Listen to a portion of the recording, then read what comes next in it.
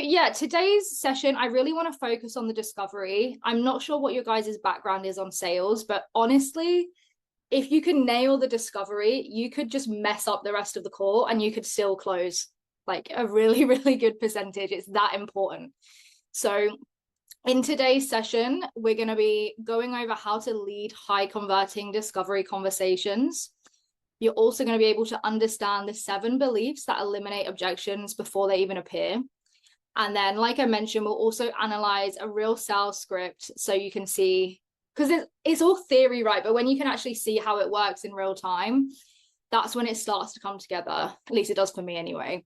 But like I mentioned, this part of the call, it literally does 80% of the heavy lifting. And the good thing about it is that you don't really need to do much talking either. It's mainly just you asking questions and they're doing all of the talking. So it's when you feel comfortable and when you're happy with the discovery, sales just becomes so easy and so much easier for you to just be present and just kind of really feel into it. So I talk about this all the time, especially if you started going through the elite sales training module, but discovery, honestly, if all you learned was the discovery, you would still have an incredible close rate. Most people think that the pitch closes the sale. They think if they just roll out all of the features, the benefits, that it will close, but that couldn't be further from the truth. This discovery is where trust is built. It's where truth is revealed, why they're even on the call. Emotional tension is created in the prospect so that they actually build that internal urgency to be able to actually make that commitment to close the deal. Belief is built. The buyer also becomes invested in their own transformation as well. So when you have a high converting discovery, you're basically helping the prospect convince themselves that they need to change. And when it's done right, at the end of the call, you'll actually have people kind of asking to be sold to, which is how you know that you've done a really good job at discovery. So I always like to structure the discovery into kind of 7 little categories, and they're called the 7 beliefs. And if you nail every single one of these, you'll very likely have an objection-free close. So if even one of these beliefs is missing, objections will likely show up at the end of the call. But if you build all 7 and you almost tick them off kind of as you go through your script, then the close just feels effortless and it feels like it's their idea for them to be closed, essentially. So the 7 beliefs is pain. They believe their problem is real and worth solving. Second is doubt. They believe that they can't fix it alone. 3 is cost. So they believe staying stuck is more expensive than investing. 4 is desire. So they have a clear, emotionally compelling vision. 5 is money. So they believe they can and that they should invest or find the resources. 6 is then support. They believe that their environment, their partner, their family isn't going to judge them or block their decision. And then lastly is trust. They believe you, they believe the business, they believe that your solution is different and that it's safe. So these are all built through smart discovery, smart questions that we ask, and never in the pitch. So basically, you want the prospects to actually be able to come to the realization for themselves throughout all of these. So the first one being pain. So pain is probably the easiest one to create, to be honest with you.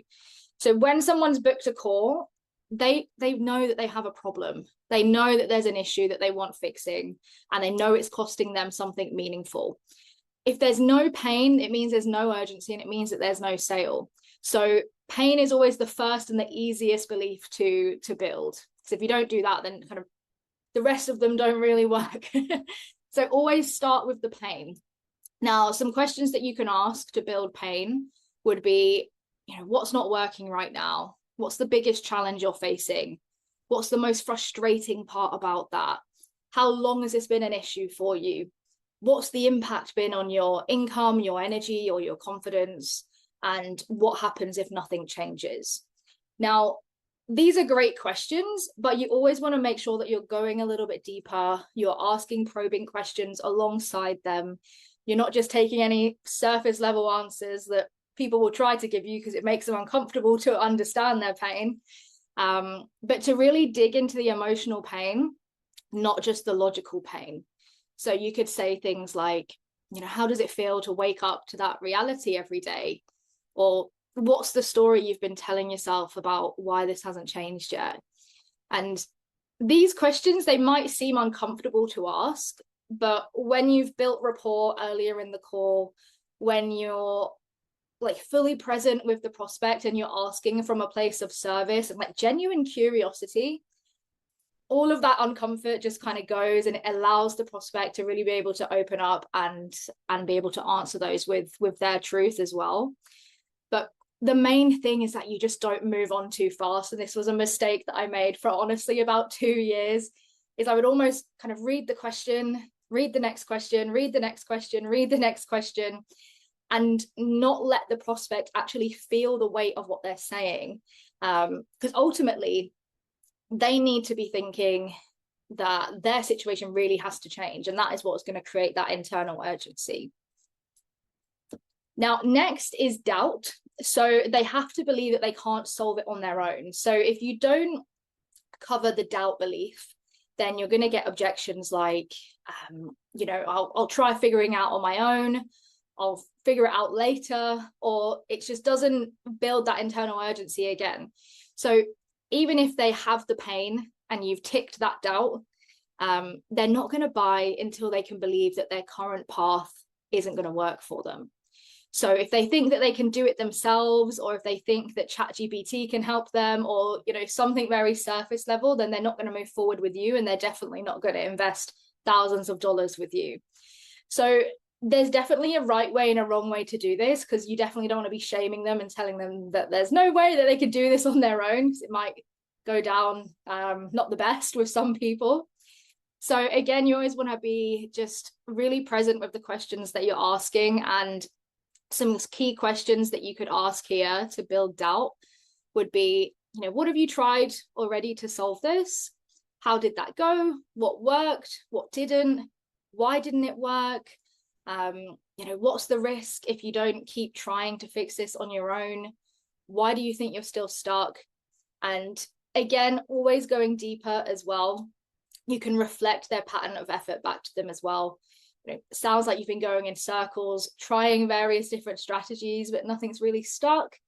And again, it's kind of coming from that empathic place where you're not making them feel stupid for the fact that they haven't achieved their goals yet, or the fact that they still haven't moved out of their current situation, but you're actually having empathy for them. But essentially you're trying to break the maybe I'll just try harder belief, or maybe that they can still do it on their own, and you want to replace it with trying harder at the wrong strategy is wasting time, energy, and momentum. So next we have cost. So the prospect has to believe that staying stuck is more expensive than moving forward. And this doesn't just mean financial expense. It could be energy, it could be time, it could be relationships, or whatever it is that is relevant to the offer that you're on. So people don't change when they can't afford to buy. They change when they can't afford to stay the same. So if the cost of inaction feels low, then they'll just wait. But if the cost feels high, then they'll move, and they'll feel that urgency and needing to do it right now. So you always want to make them come to the realization that the price of staying stuck is substantial and it feels real. So some questions that you can use to build cost would be, if nothing changes in 6 months, 12 months, what would life look like? How would that feel for you? How long have you been tolerating this? What has this already cost you in time, money, energy, confidence, relationship with your family? Again, obviously, edit these based on what you're selling. And what are you missing out on by not solving this? So again, always make sure you're going deeper, and it's really important to kind of link it to emotional and identity level cost as well. When you can get someone to identify with certain beliefs as well, it's incredibly effective. So some deeper questions would be, what does it do to your self-trust when this keeps happening again and again? Or how does it feel to watch others win while you're still stuck in that same cycle? That one's quite harsh, I'll be honest with you. So be careful. I mean, I'm sure all of you guys are super intuitive and you'll be able to read the room and know when you can ask certain questions, when you can be a bit more cheeky, and when you need to be more sensitive. But like I say, if you're present with the questions and you're asking them from a place of genuine curiosity and genuine service and wanting to help these people, they feel that energy anyway, and they know that you don't mean it from a manipulative or like a negative way. But again, all of these beliefs are just building that internal urgency so that by the time you've gone through discovery, you've gone through pitch, it's literally just a case of working out logistics. And that's ultimately the whole point of discovery, is to make sure that everything is so smooth. Now, next we have desire. Now, desire is interesting because, as you can probably tell, all of those other beliefs are super heavy. They're super heavy. It feels a bit emotional. It can feel a little bit uncomfortable for the prospect, especially if they've never actually vocalized how they've really been feeling before. So desire is a nice little break on that. And it's time to go into their goals, their aspirations, and really feeling into that so that they understand what's actually possible. So without a clear, emotionally compelling vision, people just won't commit. You can leave them in pain and you can only get so far, but you really want to make sure there's a clear pain and a clear desire. And the bigger the gap between them, the better the bridge that you can create. I hope that makes sense. So some questions that you can use to build desire would be, what does success look like for you? How much do you want to be making? Why that specific amount? What does that unlock for you? What would that change in your day-to-day life? Why is that important to you beyond the money? How would that affect your friends, your family? And, obviously at that point, you've heard quite a lot about them. You can tie it into specific things that they've told you previously. But again, always anchor into emotion and identity. Never take surface level answers, because you'll get people who just say, oh, I just want to make some more money. Oh, I don't know. I just want to make some more money. And that's just so surface level. Like, we want to really imagine the future that is possible for them. The clearer they can get on that, the more impactful the discovery, and then the easier the close, essentially. So some deeper questions that you could ask is, how would it mean for your family to feel proud of how you show up? How would this impact your family, your confidence, and your freedom? And again, even if someone starts out with vague goals, you want to be able to just completely transform them into real visions. And even the most shy prospect, if this is done right, you'll just see their faces like light up, and they're expressing how they feel. And that's the beautiful thing about the discovery as well, because a lot of times, I mean, how often has anyone asked you these questions before? Like, it just doesn't happen in everyday life. So for the prospect, it's almost like a therapy session, because you're being present with them, you're asking them really powerful questions.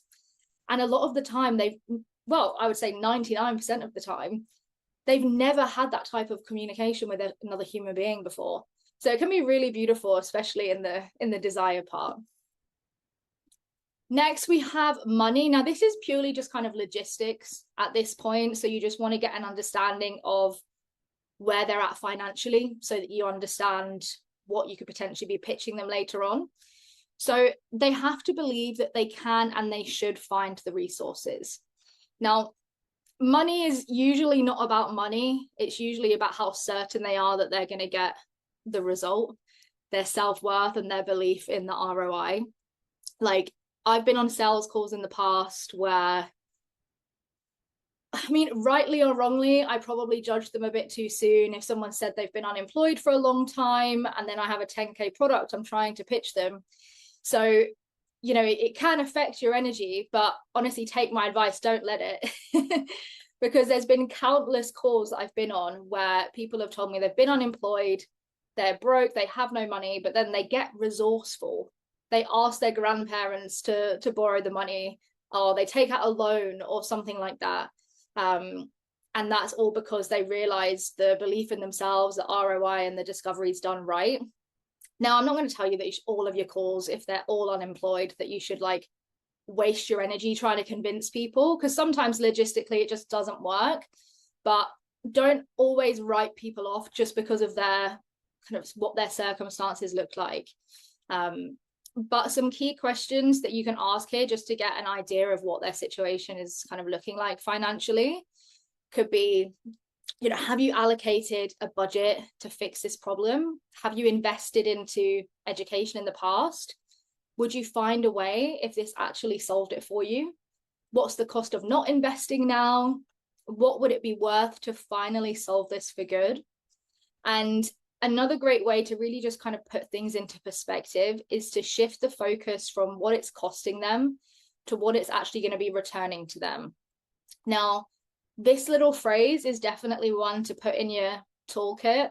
It's probably not one you would use in your discovery, but if a money objection came up at the end of the call, I always like to say something like, you know, you mentioned that you wanted to earn 5K a month. So this isn't actually a 2K spend, it's a 60K a year decision. And it just puts things into perspective a little bit more. But you could also ask, you know, if you stay stuck another 6 months, what will that delay actually cost you financially and emotionally? So you always want to replace fear with logic and urgency. It's not usually about affording the offer, it's about affording the consequence of not solving the problem. Then we have support. So I actually have quite a sad story about this one. I was selling a 10K offer a couple of years ago now, and I had the most beautiful call with a woman. Can't remember her name now.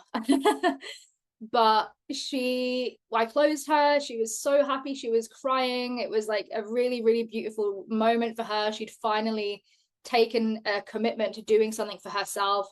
She was a mum to like 4 kids and had just been giving herself to everybody else, finally made the decision for herself and closed.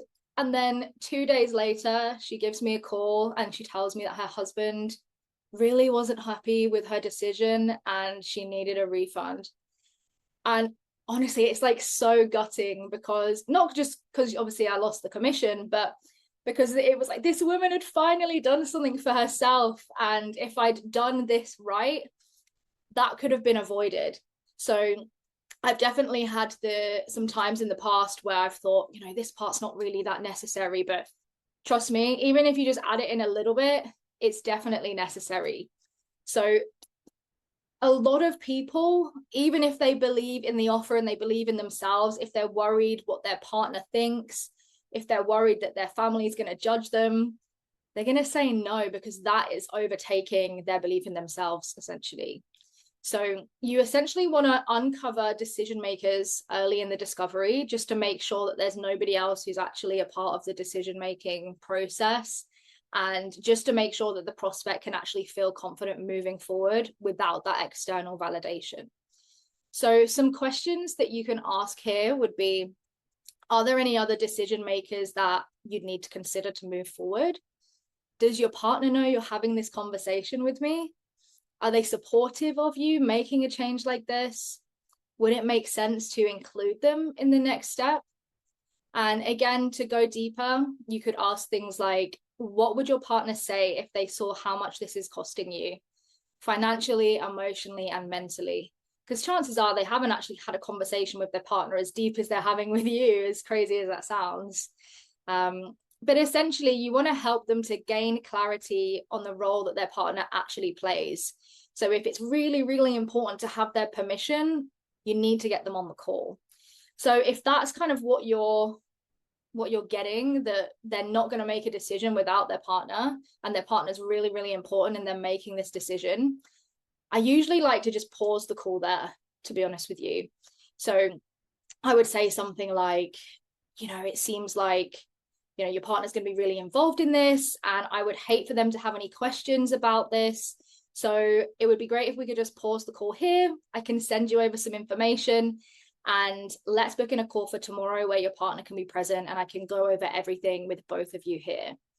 Usually people are all right with that. And then when you have them both on the call, then you can, you know, handle them both and close them both, which is always quite interesting. And then lastly, we have trust. Now, they have to trust you as the salesperson. They have to trust the process or the product that you're selling. They have to trust the business and any of the prior marketing that they've seen. And if they've invested in other programs before and not had any results, then they need to believe that you are different and you are safe compared to what they've experienced in the past. So even if they believe that they have the problem, the cost, the solution, and themselves, they're not going to move forward unless there's full trust in you. So some questions that you can ask here to really build that trust would be, what makes this feel different from what you've tried before? Or tell me about what happened with the other program and why does that feel different to here? Or why do you believe this could actually work for you? Or what gives you the confidence that this might finally be the right next step? Or what stood out to you about this process? And again, going deeper, you can use reflective language. Now, it's really, really powerful for the prospect when they've spewed up everything that they feel, they've told you their deepest desires and their deepest pain. But it's a whole other ball game when they hear you repeat it back to them.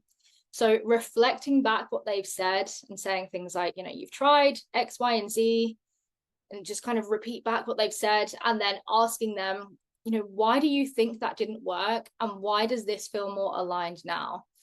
And when people say things out loud about why they trust you and why this is different, they're essentially convincing themselves, and that creates consistency bias and essentially closes the gap between belief and commitment. So I'm actually going to show you a real sales script, and I'll explain how it all flows into one so that you can get an idea of like the reality of a sales script and a discovery. Now, with discovery, it is quite free flowing, so you don't have to follow a script word for word. If you're new and you want it there for comfort, it's always helpful. And this is actually a real sales script, because for Close Like a Girl, I'm going to be having it as a high ticket program, like at some point in the future. So you guys are lucky that you got in when you did. But this is going to be the script that I use for that. So I have actually put the link to this in the community, so you can check it out and you can see the full script. Because I'm not going to go through it all. It's like 16 pages. I think I would bore you to death if I did that. But I'll go through the discovery, and again, you can just get an idea of how it actually feels to be in the flow with it. Now, I always like to start my discovery a little bit lighter because it gets deep. So I don't want to just throw them in at the deep end. So I'll always start it with, what motivated you to book the call with us? What's going on right now? What do you do for work? How long have you been doing that for? Now, it doesn't really help me too much. It's not really uncovering the beliefs or anything like that, but it's just a way to start to get the prospect to open up before we really hit them with the deeper questions. So like I mentioned earlier, pain is the easiest one to kind of tackle, I would say. So I always like to start there. It gives you a good foundation for moving forward. So I like to kind of ease them into it. So the first question is not so much an open-ended question. It gives them kind of choices. So I would say something like, with most students we take on, they tell us that there's something in their current situation that they'd like to improve. It could be that they don't like their job, they don't have free time, or even they don't have enough money. So what would you say is the main reason that you want to change things up and pivot into something new? What do you like or dislike about that? Why? Why are you hoping to do something like this? Are you where you want to be financially? What would you improve in your current situation? How long have you been thinking about making a change? Wow, 3 years? I mean, has that had an impact on you in any way? Now, these are a lot of questions. And again, you don't want to just kind of ask a question, listen for the answer, ask a question, listen for the answer. Like, you're having a conversation at the end of the day. So if there's questions that just don't feel relevant, just move on. As long as you're getting the pain, that's the main thing. And don't ever accept a surface level answer. And I will go into this in more detail on how you can make sure that you are getting the real juice of what people really have to say. But honestly, why will be your best friend? It's the best question that you can ask. So from pain, I would then go into doubt. So what have you done about this, if anything? What worked? What didn't work? Why do you think you're still stuck? what's been the deciding factor that's made you realize that now is really the time for you to do this? So you've been wanting to do this for 12 months. What's been the biggest thing getting in the way of you doing this already? Have you taken a look at any other opportunities to make money, and how did they work out for you? So again, this is just addressing the I'll do it on my own objection, or I'll just wait and figure it out objection. From there, I'll go into cost. And if I feel like I'm asking a question that's a little bit sensitive, I always like to just kind of soften it a little bit and say, you know, I really hate to ask this, just to show that you're being sensitive. But what's your plan if nothing changes? If you're still in your job and you haven't made a change from your current situation, say 1 year from now, like, what are you going to do? You know, what does this already cost you in time, money, energy? And what are you missing out on by not solving this? And these are pretty deep questions, because a lot of the time, like I mentioned, people have never been asked these questions before.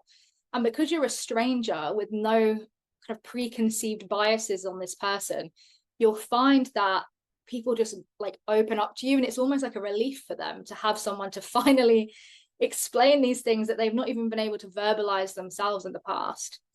So after cost, I like to take a little bit of a breather, because it can get quite deep at that point. So from there, I would just want to kind of summarize and refer back what they've told me. So it seems like, you know, the biggest problems here are you've been stuck in your job for so long, and, you know, you hardly ever see your partner, and you're hardly sleeping, and, you know, kind of summarize what they've said so they can actually hear it back and think, oh God, like this actually sounds quite bad. And then from there, we would go into money. Again, this is just so you can get an idea of whether you're pitching a full pay, whether their financial situation makes more sense to pitch a payment plan. And it just gives you a bit of ammo, I guess you could say, just to get a full bird's eye view of like their real situation. So I would say something like, have you invested any money into trying to change your situation in the past? Do you have a specific budget to invest into your education right now? And if so, what does that look like? Now, at this point, you know, a lot of people, they're a bit funny about talking about money, but at this point, you know, you guys have been talking for like 20-25 minutes about their deepest pain. Like, talking about money is nothing, honestly. But I would also look at yourself as well. If any of these questions make you feel uncomfortable asking them, just look into yourself, like, okay, why is that? Why does that make you feel uncomfortable? And it's like almost like a bit of a mirror into your own insecurities and things. So from there, I would go into support, which is, again, more kind of logistical. So you mentioned family briefly earlier. Does your partner know that you're on this call with me today? Have you spoken much about how all of this is affecting you? Is he supportive of your dreams, or of you wanting to change your current situation? And is this something he's going to be involved in? Now, if that is a yes, from there, I would then go and try and get him on a call, basically, and not really go much further. And then just try and close them both together on a call. Now, from there is desire. So this is where it gets really light, and it's a real contrast from the deep, dark conversation that you have just had prior. And now we're going into the light, and we're really trying to help them visualize just the beauty of, you know, their potential and what they can achieve. So, you know, let's talk about the future. Let's say we fast forward 6 months and you're a successful closer. Like, how do you see that looking for you? What do you want to achieve of this in the next 12 months? What's the goal here for you personally? Everyone's goals and reasons behind wanting to do this is different. So why is that important to you? And it's really important, again, to just not get the, I want to make more money or I want to make 10K a month. And then you need, like, why? Why do you want to make 10K a month? Like, how is that different from what you're making now? Why is that even important? You know, really get the emotional depth of like what the real desire is, because people will tell you it's money, and you'll hear this a lot, especially if you're on sales calls where you're selling some kind of business opportunity. People will always tell you they want to make more money, but money is never the real desire. I mean, I'm sure you guys on this call now, you probably joined this because you wanted to make more money, but that's not the real reason. And you all know your whys, and we'll go into this on another call, but that's essentially where you want to get to, like their deep, deep whys. And that's why I like this question here. And again, it's asking for permission, because some people might find it a little bit uncomfortable. But I would say, can I ask you a personal question? And the reason why I'm asking this is because our goal isn't only to help you build a remote income, but also one that's empowering you to live whatever lifestyle you want to live. So when you think about what that is for you, what comes up? What are the non-monetary goals, the personal goals that you want your business to allow you to achieve? And then from there, they can't give you a monetary answer. There has to be something substantial. And then again, just what's stopping you from doing this on your own? What do you feel like you need from me? Now, these aren't so much desire, but they tie in really nicely to the last belief here, which is trust. And from here, it's kind of just wrapping things up and saying things like, based on what you've seen so far, whether that's from the YouTube or the marketing that you've seen prior, what makes you feel like this could be different from what you've tried before? Or why do you believe this could actually work for you? Or you've tried XYZ before. Why do you think that didn't work? And why does this feel more aligned now? Now, it's a lot of questions. I know it might seem a bit overwhelming, but I promise you don't need to ask them all. You will intuitively be able to feel when you've got each belief, and then you can move on.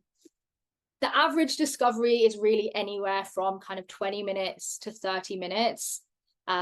So again, go through this, feel out what questions just feel naturally most aligned for you to even say.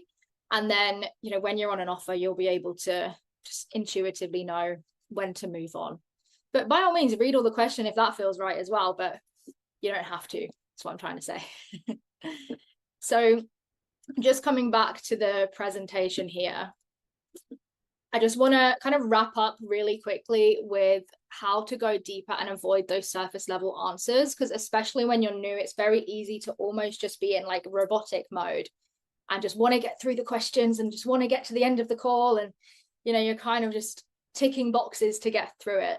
But you really need to be able to just kind of calm down, slow down, be present on the call, and make sure that you are not moving on until you get what you need from that prospect in that section of the beliefs.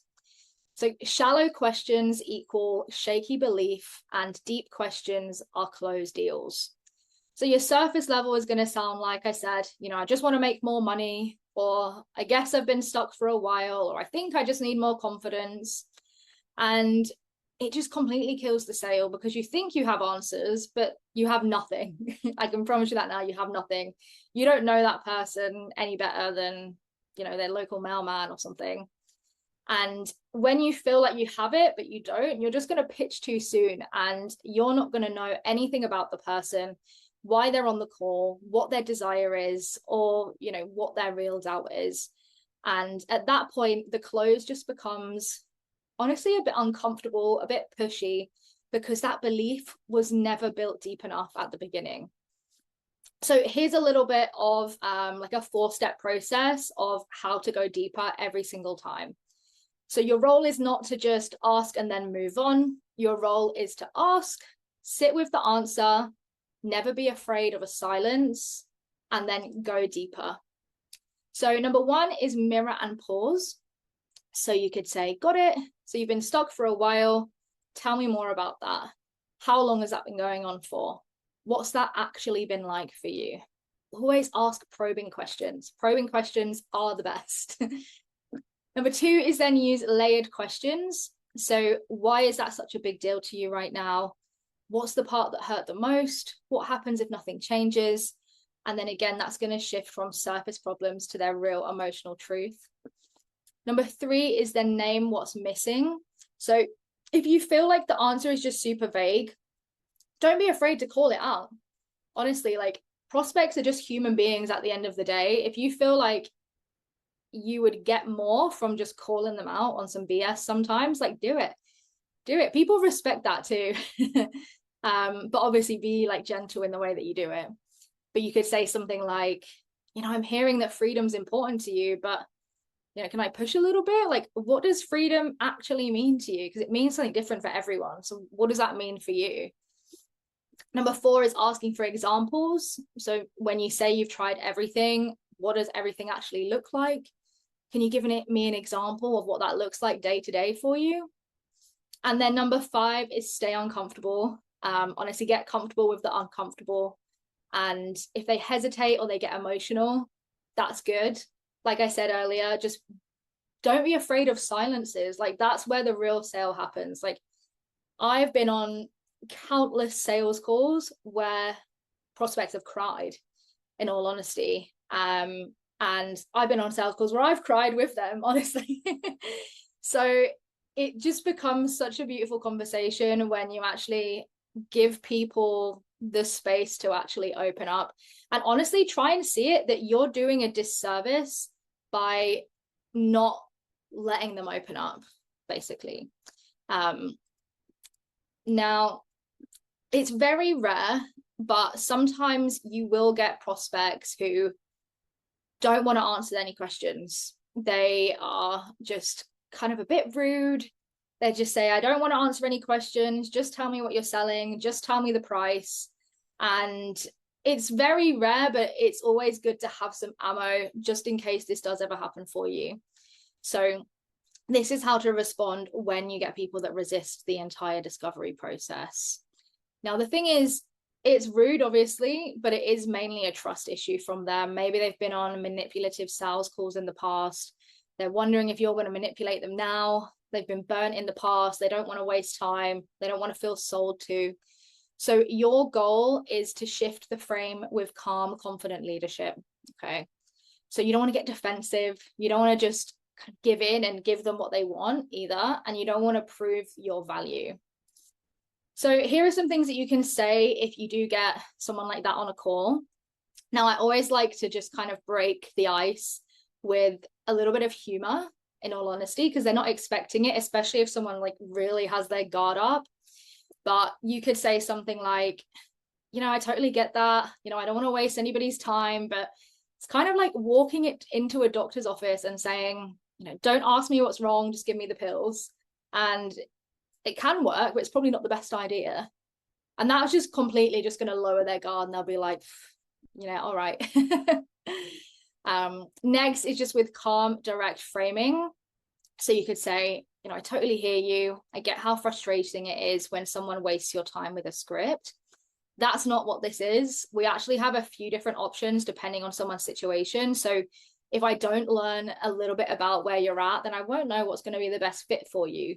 Not here to hard sell you on anything. I just want to make sure that it makes sense. So is it all right if we explore that together? And honestly, if they still say no, if they're still being difficult at that point, just save your energy. You could say something like, sounds like it might not be the right time for this conversation, and that's okay. If that changes, we'd be happy to reconnect.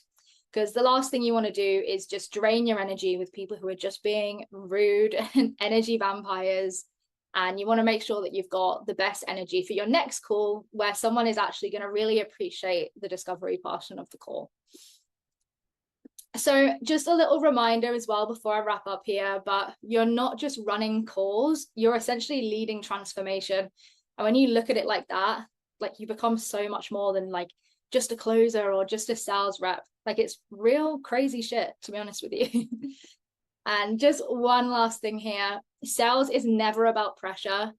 If you're learning from me, you'll know that I never, ever, ever believe in manipulation or pressury tactics. It's all about presence. It's about belief. And it starts the moment that you ask the first question. So the real close happens in discovery. Your certainty, curiosity, and calm leadership is what converts. And objections aren't something to just handle at the end of the call. They're actually something that you can prevent early on.